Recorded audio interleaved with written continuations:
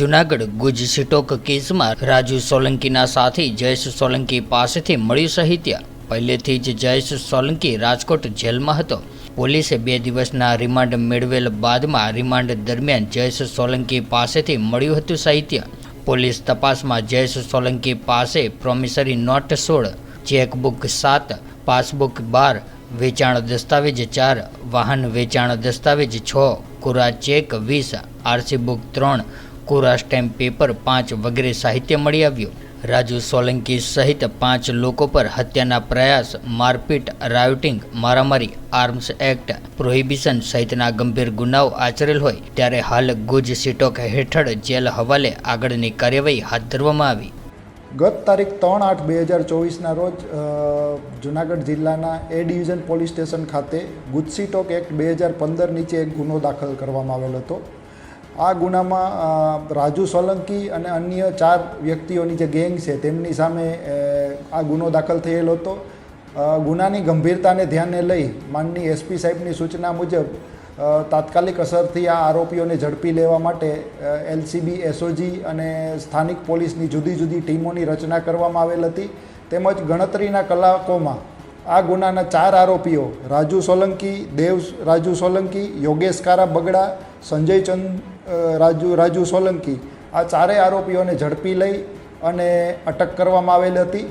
તેમજ આ આરોપીઓના નામદાર ગુજ સિટોક સ્પેશિયલ કોર્ટ રાજકોટ પાસેથી રિમાન્ડ મેળવી ઊંડાણપૂર્વક તપાસ કરવામાં આવેલ હતી। આ આરોપીઓની સંપત્તિ, તેમના ભૂતકાળના ગુનાહિત ઇતિહાસ તેમજ આ આરોપીઓ દ્વારા કયા પ્રકારની એમોથી પોતાની ગેંગ દ્વારા જુદા જુદા ગુનાઓ આચરવામાં આવેલ છે તેની ઊંડાણપૂર્વક તપાસ કરવામાં આવેલ હતી।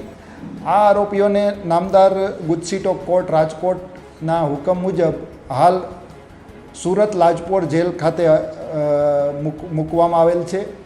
વધુમાં આ ગુનાના અન્ય આરોપી નંબર 5 જયેશ ઉર્ફે જવો બાવજી સોલંકી જે અટક કરવાનો બાકી હતો, આ આરોપી છે એ જૂનાગઢ એ ડિવિઝન પોલીસ સ્ટેશનના કલમ 307, 397, 323, 114 તથા જીપી એક્ટ 135 મુજબના ગુનામાં અગાઉ ધરપકડ થયેલ હતો અને તે રાજકોટ મધ્યસ્થ જેલ ખાતે મૂકવામાં આવેલ હતો, જેથી નામદાર ગુજ સિટોક કોર્ટની મંજૂરી મેળવી અને આ 5 નંબરનો આરોપી જયેશ ઉર્ફે જવાને અમો દ્વારા અટક કરવામાં આવેલ છે।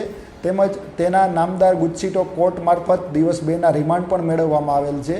આ આરોપીની પૂછપરછ દરમિયાન યુક્તિ પ્રયુક્તિથી ઊંડાણપૂર્વક તપાસ કરતાં આ આરોપીને સાથે રાખી તેના ભોગવટાવાળું જે મકાન છે ત્યાં એ ડિવિઝન પીઆઈ શ્રી વિજય સાવજનાઓ મારફત મકાનની ઝડપી કરાવતા આ આરોપીના ભોગવટાવાળા મકાનમાંથી કુલ 116 શંકાસ્પદ દસ્તાવેજ સાહિત્ય મળવા પામેલ છે।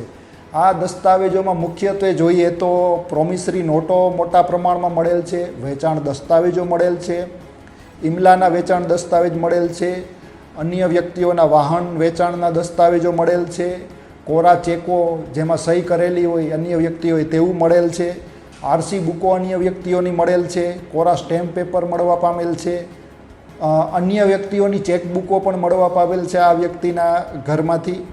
તેમજ આ જે વ્યક્તિઓ છે આ ગુનામાં સંડોવાયેલ 5 એ જુદા જુદા ગંભીર ગુના જેમ કે હત્યાનો પ્રયાસ, આર્મ્સ એક્ટ, રાયોટિંગ, મારામારી, પ્રોહિબિશન વગેરે પ્રકારના ગુનાઓમાં સંડોવાયેલા આખી ગેંગ છે, જેથી આ ગેંગની ઊંડાણપૂર્વક તપાસ કરવા અને એની જે એમો છે તેના મૂળ સુધી પહોંચવા માટે આ જે સાહિત્ય મળવા પામેલ છે તેની હાલ વિગતવાર ટીમો બનાવી અને અમે ઊંડાણપૂર્વક તપાસ કરી રહ્યા છીએ। વધુમાં અમોને ખાનગી બાતમીદારો મારફત જે વિગતો મળવા પામેલ છે તે મુજબ જૂનાગઢ શહેરની પ્રજા તેમજ આજુબાજુના વિસ્તારના અમુક લોકો પણ આ ગુનાહિત ટોળકીના ત્રાસનો ભોગ બનેલ છે, જેથી આજે આ મીડિયાના મારફત હું જાહેર જનતાને ખાસ અપીલ કરું છું કે આપ સૌ પણ જો આપને આ આરોપીઓ વિરુદ્ધ કોઈ પણ આપની પાસે માહિતી હોય કે આમની વિરુદ્ધ કોઈ ફરિયાદ હોય તો આપના નજીકના પોલીસ સ્ટેશનમાં અથવા અમો તપાસ અધિકારી એસડીપીઓ માંગરોળ દિનેશ કોડિયાતરનો આપ રૂબરૂ સંપર્ક કરી શકો છો। આ પ્રકારના અસામાજિક તત્વો સામે જો જાહેર જનતા ખુલીને પોલીસને મદદરૂપ થશે તો આપણે સાથે મળી અને સહિયારા પ્રયાસોથી આ ગુનાખોરીને ડામી શકશું. આ તપાસમાં વધુ કોઈ પણ અપડેટ હશે તો આપને જણાવવામાં આવશે. तो व्हाट्सएप, ट्विटर, फेसबुक, इंस्टा जहाँ भी आपका अकाउंट है, इसे शेयर बटन के द्वारा वहाँ पर शेयर करें